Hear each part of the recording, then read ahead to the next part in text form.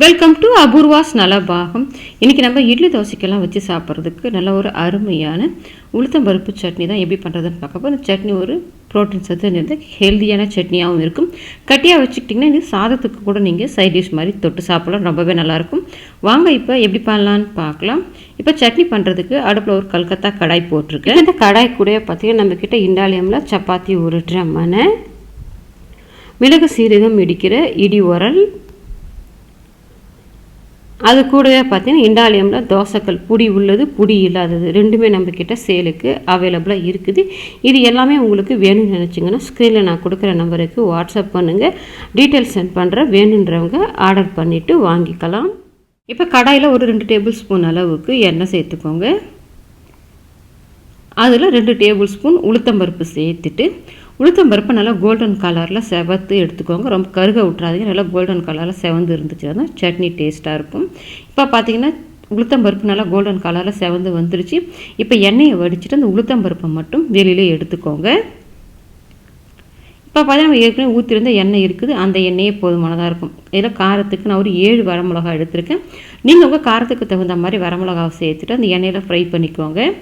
இப்போ வரமிளகா ஃப்ரை ஆன பிறகு 3 மீடியம் சைஸ் வெங்காயம் கட் பண்ணிவிட்டு வச்சுருக்கிறேன், அதை சேர்த்துட்டு இப்போ வெங்காயம் இந்த கலரெல்லாம் நல்லா மாறிட்டு ப்ரௌன் கலராக வதங்கி வரணும்.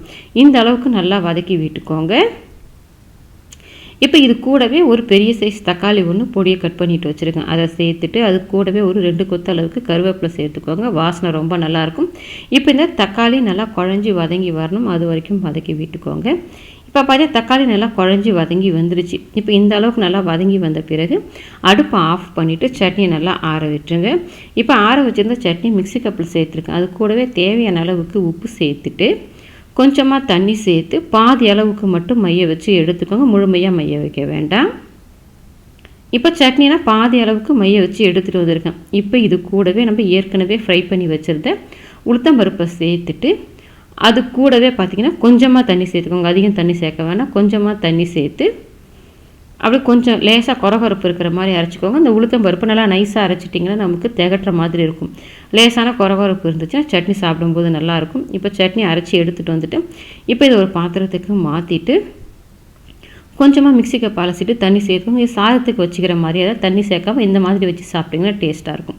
இப்போ கொஞ்சமாக மிக்ஸி கப் அலசி தண்ணி சேர்த்துருக்கேன், நான் இட்லிக்கு தான் வச்சுருக்கேன். அதனால் இப்போ தண்ணி நல்லா சேர்த்து கலந்து விட்டுக்கோங்க. நீங்கள் இந்த சட்னி கொஞ்சம் தண்ணியாக இருந்ததுன்னா கூட நல்லாயிருக்கும். உங்கள் கன்சிஸ்டன்சிக்கு தேவையான மாதிரிக்கு தண்ணி சேர்த்து நல்லா கலந்து விட்டுக்கோங்க.